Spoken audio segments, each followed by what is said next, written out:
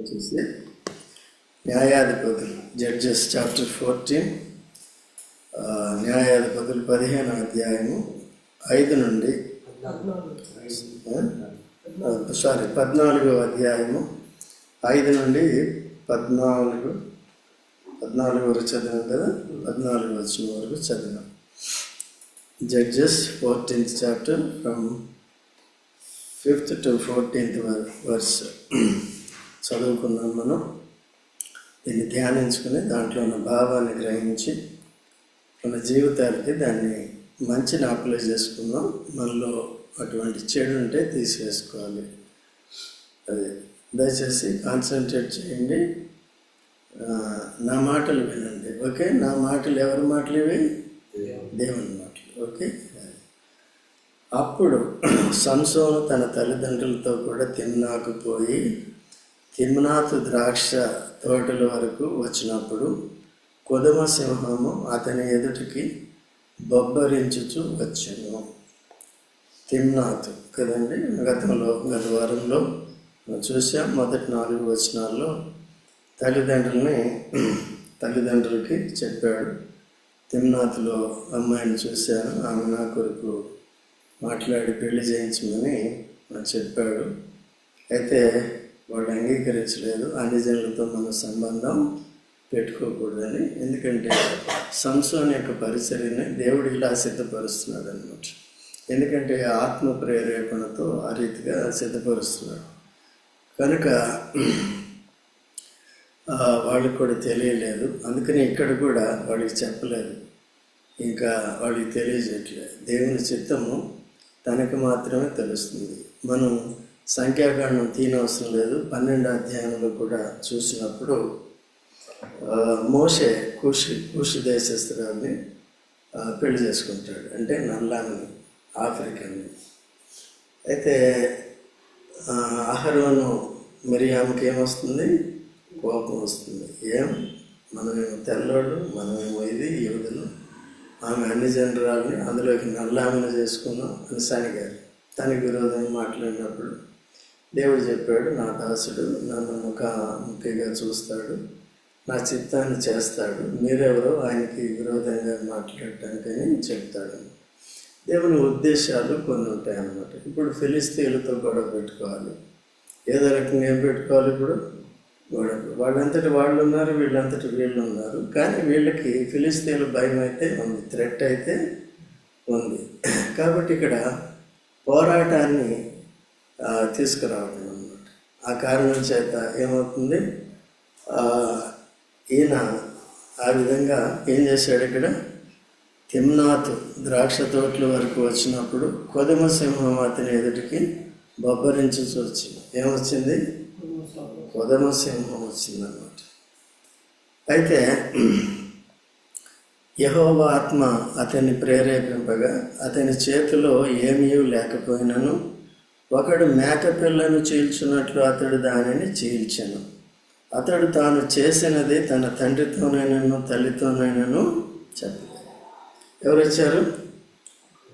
కొదమ సింహం వచ్చింది. ఇంగ్లీష్లో ఏముంది?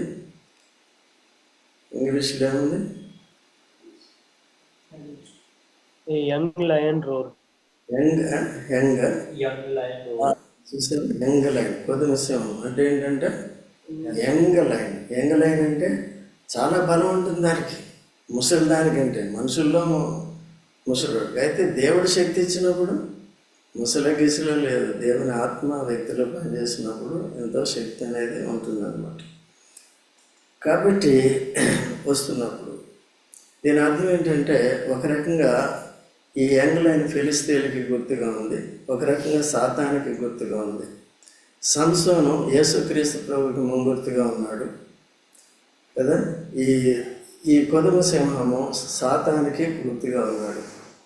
ఈ లోకంలోనికి యేసుక్రీస్తు ప్రభు ఎందుకు వచ్చాడు? ఎందుకంటే సాతానుడు సర్వలోకాన్ని, లోకంలో ఉన్న వారందరినీ ఏం చేశాడు? చెరపట్టాడు. అందరి చేత తానే మొక్కించుకుంటున్నాడు అన్నమాట. యూదులు ఒక్కరే ప్రత్యేకంగా ఉన్నారు. మిగిలిన లోకం అంతా కూడా సాతానికి దాసులైపోయారు. చెప్పబోయా? ఏం చెప్తాను? ఎవరు తప్ప? యూదులు తప్ప. వీరికి ధర్మశాస్త్రం, వాగ్దానాలు, దేవుడు, నిజ దేవుడు ఉన్నారు. మిగిలిన వారందరూ కూడా వీరికి ఎగెన్స్ట్ అందుకని అన్నమాట. ఎందుకు? లోకంలో ఉన్న వారంతా సాతాను సంబంధులు కదా. అబ్రహాం సంతానము దేవుని సంబంధులు. సరిగ్గా మైండ్ పెట్టి అప్లై చేయాలి. మీరు చేయరు, నాకు తెలుసు. ఈరోజే చేస్తారు, నాకు తెలుసా. అప్లై చేయండి. లేకపోతే ఎట్లా ఉంటారు? ఓడిపోయినట్టు ఉంటారు కదా. కాబట్టి ఇట్లా యేసుక్రీస్తు ప్రభు ఎందుకు వచ్చాడు? మొట్టమొదటిగా సిలువ ఎవరు వేయించారు? సాతానుడే. యూదా ఇస్కరియోతులో ప్రవేశించి సిలువ వేయించాడు కదా. ఆదాము పాపం చేసినప్పుడు, ఆదాముకి తీర్పు తీర్చినప్పుడు మొట్టమొదటి ఎట్లా తీర్పు తీర్చాడు? ముందు సర్పానికి, తర్వాత హవ్వకి, తర్వాత ఆ సర్పానికి ఏమని తీర్పు తీర్చాడు? నీవు స్త్రీ సంతానానికి మడిమను కొట్టేదవు, ఆయన నీ తల చెతికిపోదు కదా. తల అంటే సాతానికి అధికారం. సాతాను చచ్చిపోడు, ఎందుకంటే స్పిరిచువల్ బీయింగ్ కాబట్టి కదా, ఏంజలిక్ బీయింగ్ కాబట్టి వాడికి చావు అనేది ఉండదు. కానీ వాడి అధికారాన్ని కోల్గొట్టడానికి వచ్చాడు. ఎప్పుడైతే చనిపోయాడో, సిలువ వేయబడ్డాడో, సాతానుడు అనుకున్నాడు నేను జయించాను అని అనుకున్నాడు. ఎప్పుడైతే మరణాన్ని జయించాడో వాడి పని. అందుకని వాడి గ్రిప్పులో ఉన్న మనల్ని క్రీస్తు యేసునందు విశ్వాసం ద్వారా యేసు రక్త శక్తి చేత మనల్ని విడిపించాడు. దేని నుంచి విడిపించాడు మనల్ని? అంధకార సంబంధమైన కొలసే 1:13 సాతానిక అధికారం నుంచి విడిపించి దేవుని రాజ్య నివాసులుగా, తన కుమారుడైన యేసు రాజ్య నివాసులుగా చేశాడు. అంటే ఇప్పుడు యేసు ప్రభు యొక్క అధికారం కిందకి మనల్ని తీసుకొచ్చాడు. అర్థమవుతుందా? కనుక యేసుక్రీస్తు ప్రభు సెలవు ద్వారా ఏమని చెప్పండి. ఇప్పుడు ఒక మన పాపం పరిహారం అయింది. తిరిగి లేచినప్పుడు సాతాను తల చితికిపోయింది. కొదమ సింహం ఏమైపోయింది? తల పగిలిపోయింది అన్నమాట. అట్లాగే ఇప్పుడు ఇశ్రాయేలుకి శత్రువులు ఎవరు? ఫిలిష్తీయులు. వారితో ఏం చేస్తున్నాడు ఈయన? 1000 మంది గొడవ దిగుతున్నాడు. ఎందుకు? వారిని ఓడించటానికి, వారు ఈ ఇశ్రాయేల్ని కాపాడటానికి. ఓకే, దేవుడు ఆ రీతిగా వాళ్ళని నడిపించాడు అన్నమాట. ఈవెన్ తల్లిదండ్రులకు కూడా తెలియదు కాబట్టి తల్లిదండ్రులు మామూలుగా న్యాయంగా దేవుడు ముందుగా కొన్ని రాసించాడు. కొన్నిసార్లు ఏంటంటే అది దేవుడు ఎందుకు అట్లా మార్చాడు అనేది మనకి తెలియదు అన్నమాట. అయితే దాన్ని ఆసరా చేసుకుని ముందుకు వెళ్ళినప్పుడు కొద్దిగా డీవియేట్ అయిపోతాడు, అంటే ఎక్స్ట్రీమ్ వెళ్ళిపోతాడు. దేవుడు అలౌ చేయని కూడా ఏం చేస్తాడు? చేస్తాడు. ఓకేనా? ఆనాడు మోషే కూడా ఎవరితో పెట్టుకున్నాడు? కూషు దేశస్తుడు, నల్లాంతో పెట్టుకున్నాడు. అది దేవుని చిత్తం. దాంట్లో ఏముందంటే ఇప్పుడు యేసుక్రీస్తు ప్రభువుకి భార్యలు ఎంతమంది? ఒక్కరే, కానీ ఒక్కరిలో 2, 2 in 1. ఎవరు వాళ్ళు? యూదులు అని. కూషు దేశస్తులు అంటే మనం, నల్లోళ్ళు, పాపులు, సాధారణ అధికారం ఉన్నవారు. ఇప్పుడు వాళ్ళని వీళ్ళని కలిపి ఏం చేస్తున్నాడు? యేసు రక్తం చేత కడగబడినవారు ఒక భారీగా సిద్ధపరుస్తున్నాడు, ఒక పెండ్లి కుమార్తెగా సిద్ధపరుస్తున్నాడు. మధ్య ఆకాశంలో ఎవరుంటారు? సంఘం. సంఘం అంటే ఎవరు?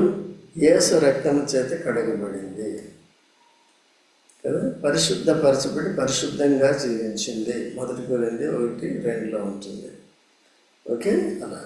కాబట్టి పరిశుద్ధపరచబడ్డాం క్రీస్తునందుల విశ్వాసం ద్వారా. తర్వాత పరిశుద్ధంగా ఏం చేయాలి? డైవర్ట్ అయ్యామనుకో, వాక్యం వినకుండా, సహవాసం లేకుండా ఇటు అటు వెళ్ళిపోయాం. ఒకడేమో డ్యూటీ ఉందని, ఇంకొకడేమో ఆట ఉందని, ఇంకొకటి పాట ఉందని వెళ్ళిపోతుంటే ఎప్పుడు నేర్చుకుంటాం మనం? ఎప్పుడు మనం మారుతాం కదా. ఇప్పుడు మనకి జీవితం కావాలి. ఓకేనా? సాతాన్ని మనం ఏం చేయాలంటే, చూడండి, రోమేలకు రాసిన పత్రిక 16 అధ్యాయం 20 త్వరగా చదవండి ఎవరైనా. రోమేలకు రాసిన పత్రిక 16:20. సమాధానకర్తయగు దేవుడు సమాధానకర్తయగు దేవుడు సాతానుడు మీ కాళ్ళ క్రింద సరే, సాతాను పని చేసేంత వరకు మనకి సమాధానం ఉండదు, మన వ్యక్తిగతంగా ఉండదు. వాడు ఎప్పుడు డీవియేట్ చేస్తూ ఉంటాడు. అర్థమైందండి? ప్రభు దగ్గరికి రాకుండా, వాక్యం వినకుండా ఏదేదో ఇటు డైవర్ట్ చేసేస్తాడు. అప్పుడు మనకేముండదు, సమాధానం ఉండదు. అందుకని జాగ్రత్తగా ఉండాలి. సమాధానకర్త అయిన దేవుడు శీఘ్రంగా సాతాను మీ కాళ్ళ కింద. ఇప్పుడు కేవలం సంసోన్ అక్కడే కాదు, మనం కూడా సాతానుతో పోరాడుతున్నాం. ఇక్కడ ఎఫెసీయులకు రాసిన పత్రికలో సాతానుకు వాయుమండల సంబంధమైన అధిపతితో మనం పోరాడి జయించాలంటే ఏముండాలి చెప్పు చూద్దాం. Whole armour of God. తెలుసా ఏంటిది హోల్ ఆర్మర్ ఆఫ్ గాడ్? చూడండి ఎందుకు వచ్చింది గొడవ. ఎఫిషియన్స్ చాప్టర్ 6 verse 14 చదవండి. తెలుగులో ఎఫెసీయులకు రాసిన పత్రిక 6:14 చదవండి. ఎలాగనగా మీ నడుమునకు సత్యమనే దట్టి కట్టుకొని. సత్యం అనే దట్టి కట్టుకోవాలి. దేనికండి?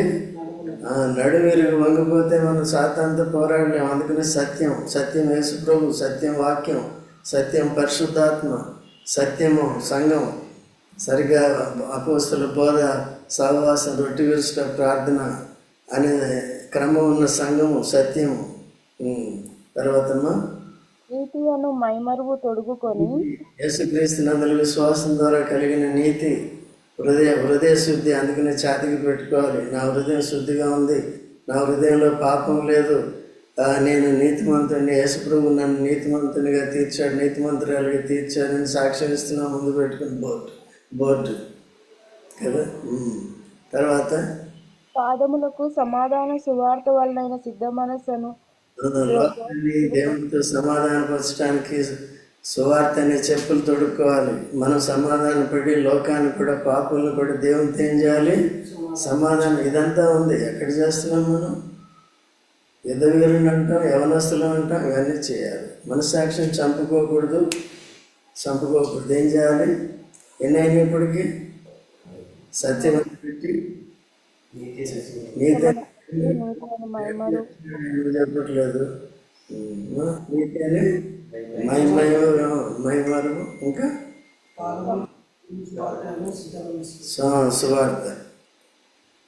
సువార్త చూడండి. ఫస్ట్ ఏం చేయాలి? సత్యంలోనికి రావాలి, దేవుని నీతిని పొందాలి. వెంటనే ఏం చేయాలి? సువార్త ప్రకటించాలి. తర్వాత ఇవన్నీ కాక ఆటంకపరిచేది ఎవరండి? సాతాను. అందుకనే పోరాడాలి. అందుకనే మన సిస్టర్స్ ప్రేయర్ చేస్తూ ఉంటారు, బ్రదర్స్ ఏం చేస్తారు? అందరూ రారు, ఫైటింగ్లోకి రారు. ఎందుకంటే వాడు సాతాను కాడి కింద ఉన్నాడు. ఇప్పుడు వాడిని మన పాదాల కింద తీసుకురావాలని దేవుని ఉద్దేశం. కానీ మనం ఎవరి పాదాల కింద ఉన్నాం? తొక్కి పట్టుకున్నాడు అన్నమాట. అట్లా లేదు, విడుదల పొందాలి. యేసుప్రభు శక్తిమంతుడు. యేసుప్రభు యొక్క ఆత్మ, దేవుని ఆత్మ. సంసోను, మానవ మాత్రుడైన సంసోను, కండలు బండలు ఉన్న అవేం పనికిరావు శత్రువుల ముందు కదా. ఎప్పుడైతే ఆ శక్తి పోయిందో బంధించారు కదా, బంధించేసి కళ్ళు పీకేశారు. ఏమైందా ఫలం? ఆత్మశక్తి ఉండాలి. ఆత్మశక్తి. అందుకనే మీరు మందిరానికి వచ్చి ఇవన్నీ వాక్యాన్ని నేర్చుకున్నప్పుడు, దాన్ని పాటించినప్పుడు, ఆ ప్రకారం చేసినప్పుడే ఆత్మశక్తి వస్తుంది, ఆత్మ నడిపింపు వస్తుంది. లేకపోతే ఊరికే కబుర్లే. ఎవరి కింద ఉంటాం? అంతే. దాని వాడి కింద ఉండాలని ఆశ కదా మనందరికీ లేదు. ఏం చేయాలి? ఉండాలి. కాబట్టి ఇంకేంటమ్మా నెక్స్ట్? ఇవన్నీ కాక విశ్వాసం అనే డాలు పట్టుకొనుడి. విశ్వాసం అనే డాలు ఏం చేయాలండి? అంటే డిఫెన్స్ అన్నమాట. డిఫెన్స్ నిరపక్షంగా మీరు ఊరకుండి యుద్ధము, డిఫెన్స్ అన్నమాట. విశ్వాసం. దేవుడే చూసుకుంటాడు. వెనక శత్రువుని, ముందు ఎర్ర సముద్రాన్ని. తెలిసి ముందేముంది? వాళ్ళు భయపడిపోతున్నారు కదా, మోషంలో తిరుగుబాటు చేశారు కదా, రాళ్ళు తీసుకుని కొట్టడానికి సిద్ధపడ్డారు కదా. ఎందుకు? వెనక విశ్వాసం లేదు సరిగా. ముందుగా విశ్వాసంతో వచ్చారు కానీ ఫెయిల్ అయ్యింది విశ్వాసం. వెనక శత్రువు వస్తున్నాడు, ముందేమో ఇది ఉంది, ముందుకు వెళ్తే గోతులు పడతాం, వెనక్కి వెళ్తే నూతులు పడతాం. వెనక శత్రువు, ముందు గొయ్యి, వెనక నుయ్యే ఉంది. ఎందుకు తీసుకొచ్చా అని తిరుగు. అప్పుడు ఈయన మోసే దేవుని దగ్గరికి వెళ్ళి, ఏం మోసే దేవా అంటే, నీ చేతిలో కర్ర ఇచ్చాను, అది ఆల్రెడీ అధికారం ఇచ్చాను నీకు, చూడు ఆ కర్రను తీసుకెళ్ళి దానికి చూపించు. ఏమైందండి? కాయలే వచ్చేసారా లేదా? ఇప్పుడు యుద్ధం ఎవరిది? మనం ఏం చేయాలి? కోరుకుంటే విశ్వాసం ఉంది, దేవుడు కార్యం చేసి విడిపిస్తాడు. అది వచ్చి వాడేమి పట్టుకుని మనం తొక్కేసాడు, చంపాడు. ఎందుకంటే దేవుడు ఉన్నాడు కదా, దేవుడే విడిపిస్తున్నాడు కదా. క్రీస్తులో మనల్ని విడిపించాడు కదా, విడిపించి నడిపిస్తున్నాడు కదా. ప్రతిదానికి ఏం చేస్తామండి మనం? ఎందుకంటే ఇలాగా దేవుని మార్గంలో నడుచుకోం, మన సొంత మార్గాల్లో తొలగిపోతాం కనుక మనం బలహీనంగా ఉంటాం అన్నమాట. సో అప్పుడు సాతాను స్వాధీనంలో ఉన్నట్టు. అది పూర్తిగా మనం విడుదల అనేది పొందాలి. సో తర్వాత చదవమ్మా, రక్షణ అనే శిరస్నానం కూడా ఏం చేయాలి? ఉండాలి. శిరస్నానము దేవుని వాక్యమును ఆత్మ ఖడ్గమును ధరించుకోవాలి. ప్రాముఖ్యం దేవుని వాక్యమును. వాక్యం ఏది? అఫెన్స్, మనం కొట్టాలి. డిఫెన్స్ ఏది? విశ్వాసం. డిఫెన్స్ అంటే ఏంటి? మన భద్రత. ఏం తెలియదా? షీల్డ్ అంటే ఎవరు పెట్టుకుంటారు? శత్రువు కొట్టకుండా అడ్డు పెట్టుకుంటాడు. వాక్యం ఏది? ఆత్మ ఖడ్గం. మన పోరాటాలు ఉన్నప్పుడు వాక్యాన్ని, మన సొంత పోరాటాలు కదండి, ఆత్మీయ పోరాటంలో వాక్యాన్ని వినియోగించే విధానాన్ని పరిశుద్ధాత్మ చూపిస్తాడు. యాక్ట్గా కరెక్ట్గా ఎవరు చూపించారంటే యేసుక్రీస్తు. బాప్తిజం తీసుకున్న వెంటనే సేవ ఆరంభించే ముందు ఏం చేశారంటే, బాప్తిజం తీసుకోకుండా సేవ చేయకూడదు, సేవ ఆరంభించే ముందు పరీక్షింపబడాలి, పరీక్షకు నిలబడాలి. ఈవెన్ మోషేకు కూడా అట్లా జరిగింది, తర్వాత చెప్తాం అవసరం వచ్చినప్పుడు. కాబట్టి వాక్యం ద్వారానే సాతాన్ని జయించడం లేదు. ఎవరు పారిపోయారు? యేసుప్రభు అక్కడే ఉన్నాడు. యేసుప్రభు కొనుక్కోబడ్డాడు. సబ్జెక్ట్ టెస్ట్ అన్నమాట. ఆదామమ్మల్ని కూడా సృష్టించి అది పెట్టి సబ్జెక్ట్ టెస్ట్ అన్నమాట. ఇఫ్ యూ ఫెయిల్ ఓకే కదా, ఇఫ్ యూ ఫెయిల్ దెన్ దాన్ని భరించాలి. కాబట్టి ఆదామవ్వలు ఫెయిల్ అయిపోయారు. యేసుక్రీస్తు జయించు. He was victorious. సేమ్ శరీరాశ నేత్రాశని చూపించాడు కదా సాతానుడు. యేసుప్రభు కూడా వాళ్ళకు కూడా ఏం చూపించాడు? అదే చూపించాడు. దాంట్లో ఓడిపోయారు.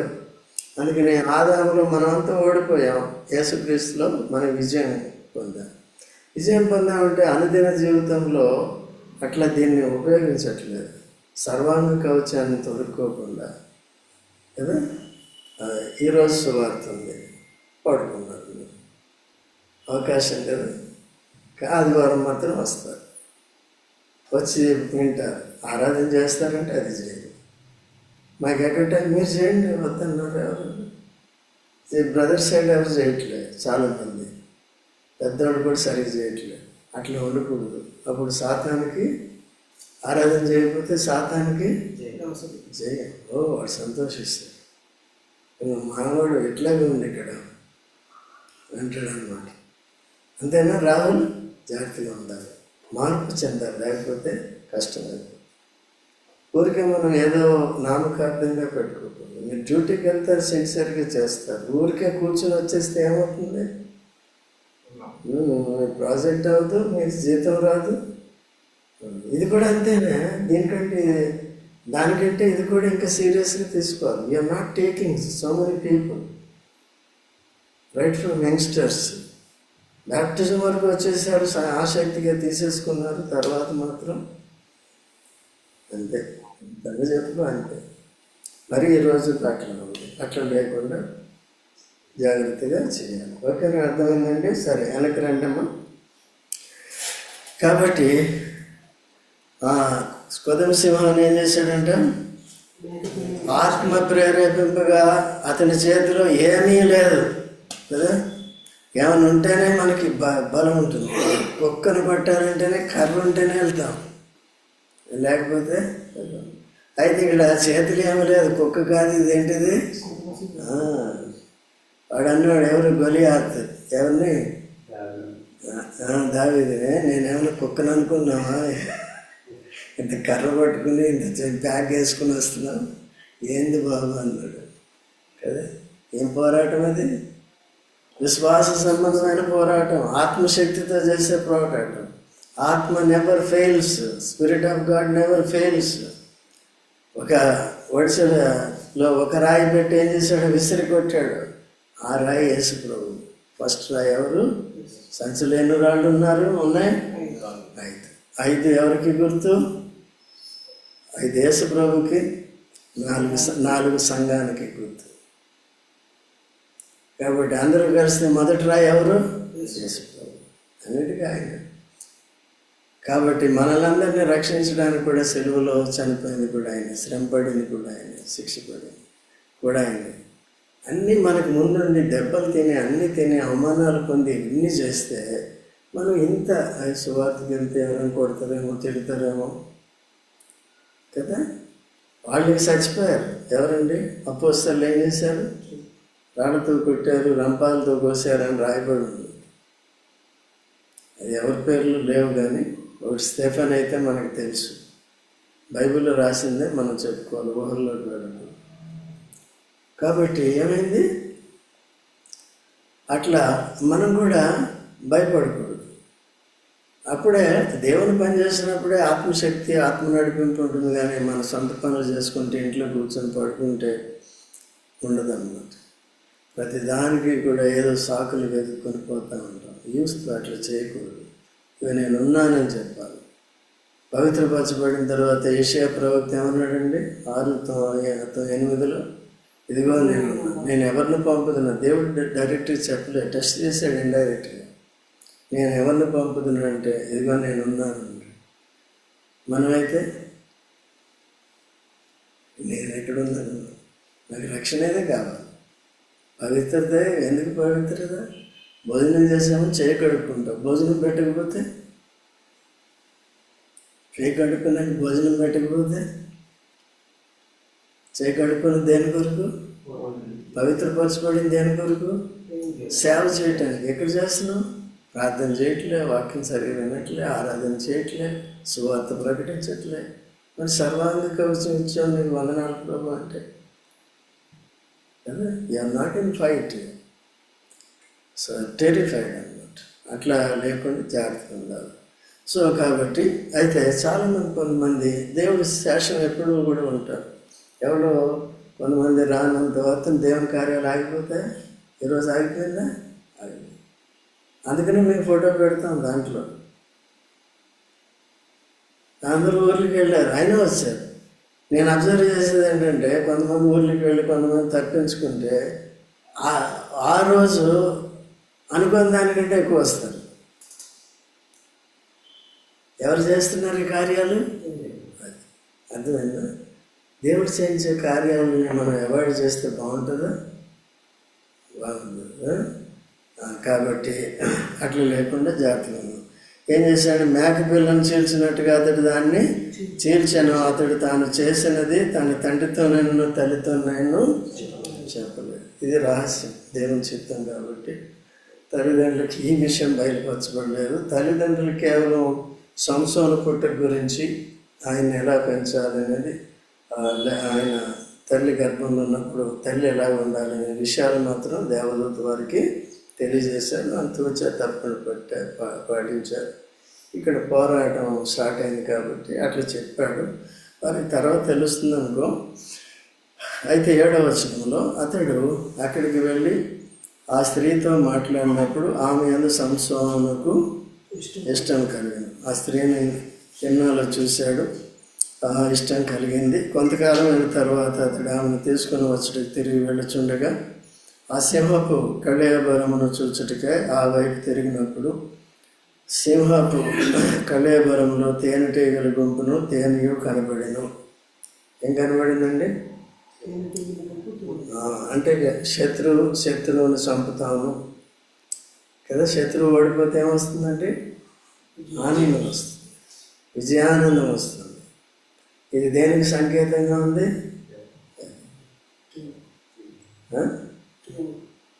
తేనెకే కానీ తేనె దేనికి సంకేతంగా ఉంది? తీపికి. తినదానిలో నుండి ఏమొచ్చింది? తిండి వచ్చింది, తీపి వచ్చింది. కాబట్టి సాతాను కూడా యేసు ప్రభు శిలువ పునరుద్ధానం, మరణ పునరుద్ధానం ద్వారా సంహరించినప్పుడు ఏమైంది? మన జీవితాలన్నీ మధురమైనవి. కాబట్టి ఇశ్రాయేల్ అందరినీ కూడా ఏమవుతాడు? ఈ శత్రువు నుంచి విడిపిస్తాడు అని సంకేతాన్ని దేవుడు చూపిస్తున్నాడు. ఓకే, తర్వాత ఎన్నో వచనం? అతడు 9వ వచనం. అతడు ఆ తేనె చేతనుంచుకొని తినుచు వెళ్ళుచు తన తల్లిదండ్రుల ఎదుకు వచ్చి వారికి కొంత నెయ్యగా వారిని తిండ్రి. అయితే తాను సింహపు కళేబరంలో నుండి ఆ తేనెను తీసిన సంగతి వారికి తెలియలేదు. ఒక రకంగా శవాన్ని ఏం చేయకూడదు? ముట్టలేదు. ముట్టడం కాదు మాత్రమే కాదు, ఆయన ఏం చేస్తున్నాడు? దానిలో నుండి ఏం చేస్తాడు? తాను తిని తన తల్లిదండ్రులు కూడా ఇచ్చాడు. సో తర్వాత అంతటా అతని, సరే నేనే చదువుకుంటాను. అంతటా అతని తండ్రి ఆ స్త్రీని చూడబోయినప్పుడు సంసోను విందు చేసెను. అచ్చటి పెళ్లి కుమారులు అట్లు చేయటం మర్యాద. చూసారండి, అంతటా అతని తండ్రి ఆ స్త్రీని చూడబోయినప్పుడు సంసోనుకి ఏం చేశారంట? అచ్చటి పెళ్లి కుమారులు గట్ల దాంట్లో కూడా వెళ్ళిపోయాడు అనమాట. ఓకే, కొన్నిసార్లు ఇప్పుడు కొత్త నిబంధన ప్రకారం కూడా అపోస్తలుడు పౌలు ఏమంటాడంటే బలహీనులు కూడా బలపరచడానికి, బలహీనుల కొరకు బలహీనులైతేనే కదా, అజ్ఞానుల కొరకు అదే బలవంతుల కొరకు బలవంతాలి.